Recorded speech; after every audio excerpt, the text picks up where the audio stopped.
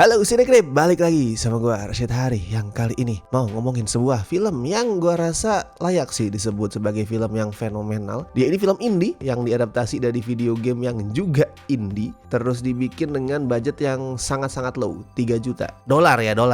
Kalau 3 juta rupiah boro-boro bikin film, duit segitu buat nyewa catering buat kru aja gak cukup. 3 juta dolar ya, 3 juta dolar, dan dia berhasil dapat pendapatan sekitar 50-an juta, which is itu hampir 20 kali lipat dari budgetnya. Yaitu ada Iron Lung yang diadaptasi dari video game berjudul sama, dan film ini dimotori oleh satu orang, didirect, ditulis, diproduserin, diedit, dan diperankan sama seseorang yang gue yakin kebanyakan dari lu pasti udah sangat familiar ya, yaitu Markiplier. Buat yang belum tahu nih ya, tapi siapa anjing nggak tahu Markiplier ya? Tapi just in case ada yang belum tahu, nih orangnya Markiplier, dia itu adalah YouTuber game yang nggak berlebihan kayaknya kalau gue sebut itu legend. Dia udah punya subscriber 38 juta guys, dan fansnya itu sangat-sangat masif. Kayak kemarin pada saat gue nonton Iron Lung di bioskop aja, gue ngeliat tuh banyak fansnya Markiplier, cewek-cewek gitu. Terus mereka pada pakai atribut kayak fans K-pop lah, pakai apa sih tuh bando yang ada foto-foto muka kepala Markiplier gitu ya, kayak K-pop, beneran kayak K-pop. Pas pertama kali Markiplier nongol di layar ada tulisan namanya Markiplier gitu, langsung pada wah. Begitu film keluar tepuk tangan. Pas keluar tuh gue denger mereka ngomong, wah I'm so proud of him, he is so great gitu. Wah, gue belum pernah ngelihat, ngedenger langsung kecintaan seseorang terhadap YouTuber ya ini ya, YouTuber sebesar itu sih. Ya gue yakin di luar sana juga mungkin ada yang dicintai sedemikian besar, mungkin dulu ada PewDiePie juga, tapi yang dengan mata kepala gue sendiri langsung di depan tuh baru kali ini. Nah kalau ngomongin Iron Lung ya, gue jujur belum pernah beneran mainin game itu, tapi gue udah sering nonton YouTuber gamer mainin Iron Lung, termasuk si Markiplier juga ya. Dan perkenalan gue sama Iron Lung juga lewat videonya Markiplier. Gue ngeliat itu terus wah ini kok kayaknya serem gamenya, kayaknya seru. Terus gue juga pernah nonton Winda Basudara mainin game itu. Intinya game indie lah, game indie dengan grafik simple, poligon gitu yang tajam-tajam kayak PS1. Terus single location, cuma di dalam kapal selam. Tapi justru karena sangat sederhana itulah atmosfernya jadi kerasa creepy, kerasa claustrophobic. Apalagi grafik-grafik poligon gitu buat gue personal ya itu adalah grafik yang serem. Makanya kalau dulu gue mainin Silent Hill itu buat gue yang paling serem adalah di PS1 karena grafiknya tuh masih poligon tajam-tajam gitu. Gue gak tahu kenapa, gue bukan seorang expertise di dunia gamer ya. Kalau ada yang bisa jelasin bisa komen, tapi buat gue tuh grafik seperti itu adalah grafik yang ngeri, serem. Nah dan kemudian karena saking sukanya Markiplier sama Iron Lung, dia putuskan untuk bikin sendiri filmnya. Buset dah, gue harap gue cukup punya uang untuk bisa ngelakuin itu. Gue habis main game terus gue suka, terus gue kontak langsung developernya, coy mau gue bikin film.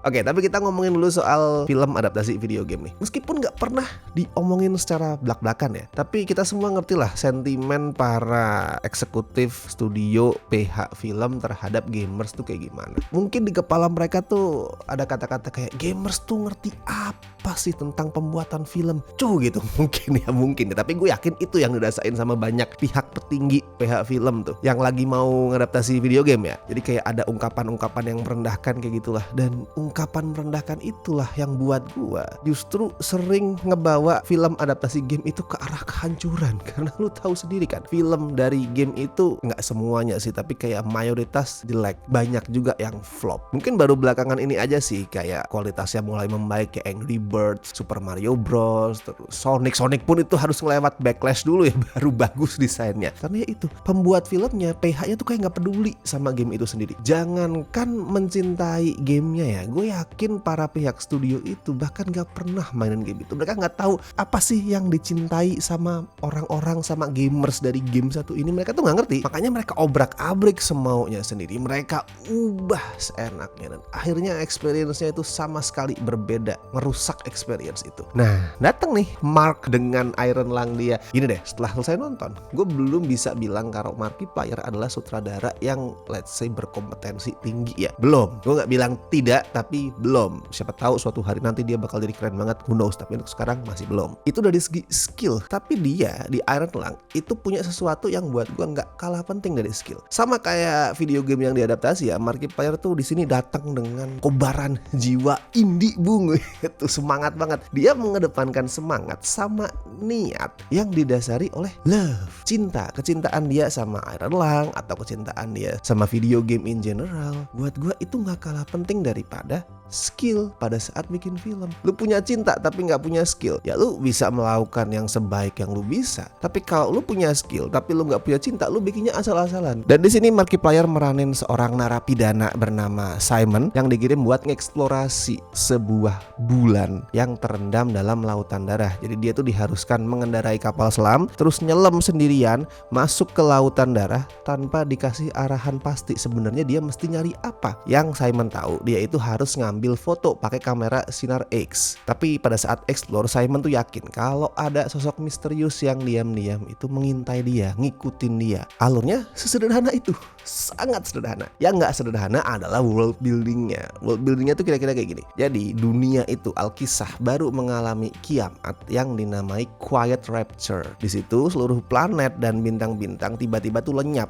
hilang, nggak tahu kenapa. Manusia juga sama, hampir semua umat manusia itu lenyap. Yang selamat cuman mereka yang lagi ada di stasiun luar angkasa atau pesawat luar angkasa. Mereka doang yang selamat. Dan Simon ini misinya adalah bertujuan untuk nyari kunci supaya umat manusia yang tersisa bisa bertahan hidup, bisa survive, bisa membangun peradaban lagi. Itu world building yang menarik buat gue. Tapi lu nggak akan mendapatkan info soal world building itu dengan gampang. Infonya itu disebar, nggak disampaikan secara runtut, nggak disampaikan secara gamblang, tapi disebar dengan subtle dan mostly dalam bentuk suara. Suaranya berbagai macam ya. Ada voice over narasi, ada suara lewat radio yang itu didengerin sama Simon yang ngasih instruksi ke dia, sampai bisikan-bisikan misterius di kepala si karakter utamanya. Jadi informasinya tuh serba ambigu, serba burem semuanya, nggak jelas. Kita sendiri penonton yang mesti nyusun info-info itu. Dan itu jujur nggak gampang ya, apalagi buat mungkin penonton yang awam yang sama sekali nggak ngerti soal background Iron Lung tuh gimana. Itu kayaknya akan bisa memunculkan pusing dikit-dikit. Karena emang dialognya tuh ambigu banget men. Kayak si Markiplier tuh pada saat tulis dialog kayak sengaja banget untuk bikin dialog yang sama sekali nggak menyuapi, yang seambigu mungkin lah, yang bikin penontonnya tuh mikir. Jadi lo mesti nyusun sendiri, menginterpretasikan sendiri setiap kata-kata, setiap kalimat, setiap clue yang kesebar di sepanjang filmnya. Emang itu pusing. Kalau misalkan lu sama sekali nggak ngerti soal gamenya, lu akan wow apa ini. Tapi sebagai payoff-nya ya, kalau misalkan lu bisa nyusun semua teka-teki itu, ya kayak yang gue bilang tadi, filmnya bakalan ngasih lo sebuah world building yang menarik, world building yang wow keren ini, ambisius banget. Lu bakal tahu secara detail ini dunia kayak apa sih yang jadi setting untuk cerita filmnya. Yang BTW ceritanya itu ngangkat banyak hal sebenarnya ya. Dia punya banyak subtext di sini, dari soal spiritualitas, soal trauma, soal kemerosotan psikis karakternya, terus soal upaya umat manusia untuk ngejaga keberlangsungan hidup mereka, eksistensi mereka, walaupun apapun yang dilakuin, namanya manusia kan tidak bisa melawan kematian ya. Tapi biar gimana pun manusia tuh akan tetap fight, akan tetap struggle untuk bertahan hidup sampai saat-saat terakhir, simpelnya kayak gitu kan. Hal itu diangkat sama Iron Lung di sini. Tapi secara subtle ya, nggak yang secara gamblang banget. BTW ini film durasinya nggak pendek ya, 125 menit. Dan selama 125 menit itu, most of the time lu cuman akan ngelihat muka atau badannya si Markiplier. Dan ini single location. Ada karakter lain juga, tapi kayak mungkin 95% lah yang akan lu lihat adalah si Simon, si Markiplier. Dan namanya film single location itu pasti menuntut acting yang keren banget dari aktornya. Karena gak gampang coy. Lu selama 90 menit, 2 jam itu lu acting sendirian, dan lu harus nge-carry film lu, harus bikin penonton itu gak bosen. Walaupun ada aspek-aspek lain juga ya yang harus berjuang untuk bikin penonton tuh gak bosen.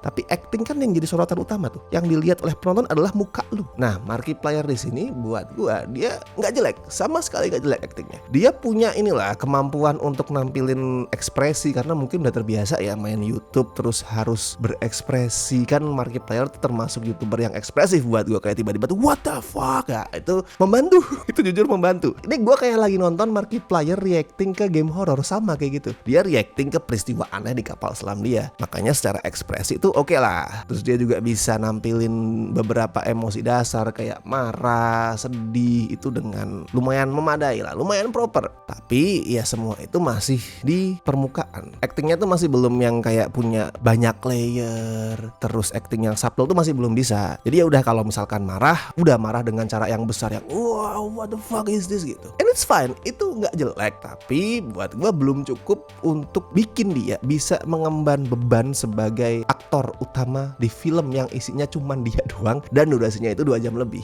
Nah kalau sebagai sutradara gimana? Ya sama buat gue kasusnya. Ada plusnya, ada minusnya. Minusnya adalah di sini Markiplier tuh sering ngebiarin adegan-adegannya tuh kayak draggy, berlarut-larut. Sering kali gue nemu kayak gini, poin sebuah adegan tuh udah tersampaikan. Misalkan dia mau nyampain kalau karakternya tuh lagi pusing, misalkan ya. Kita udah tahu nih, oh iya tuh karakternya pusing. Oke, poinnya udah tersampaikan, tapi adegan itu masih jalan dan nggak menambah informasi baru apapun. Gue paham itu maksudnya adalah karena dia pengen bikin film yang slow burn, film yang memang atmosferik, yang nggak buru-buru. Gue paham, tapi sekali lagi itu nggak gampang untuk seorang sutradara baru bikin film yang atmosferik hanya dengan bermodalkan satu lokasi. Itu nggak gampang. Dan di sini karena adegannya tuh sering draggy, daripada kerasa intens, daripada kerasa claustrophobic, filmnya malah sering kerasa kosong. Mestinya kalau mau bikin sesuatu yang slow burn, itu jangan lu udah menyampaikan poinnya di awal, tapi disebar di sepanjang adegan, bikin penonton tuh tetap penasaran ini sebenarnya apa yang terjadi, apa yang dirasakan. Filmnya jadi sering banyak nampilin kekosongan lah, at least sebelum second half-nya ya. Gue suka second half-nya, karena di second half itu banyak hal yang terjadi, termasuk gimana si Simon tuh dituntut untuk mengasah otaknya ya. Dia harus pakai otak tuh untuk bisa keluar dari situasi yang dihadapi, karena di satu titik kan dia kayak terhempas keluar dari map gitu. Terus dia harus mikir cara ini gimana biar gue bisa kembali lagi ke map tanpa gue ngerti lokasi gue, destinasi gue nih ada di mana. Nah itu dia harus mengasah otaknya, dan buat gue itu seru. Itu ngasih variasi ke filmnya. Tapi sekali lagi, apakah sebagai sutradara Markiplier itu buruk? Hell no, sangat jauh dari itu. Bahkan buat gue, Markiplier as a director itu lebih bagus daripada Markiplier as an actor. Contohnya, di sini dia bisa munculin shot-shot yang variatif, yang bikin filmnya walaupun berjalan 2 jam lebih dan cuma di satu lokasi,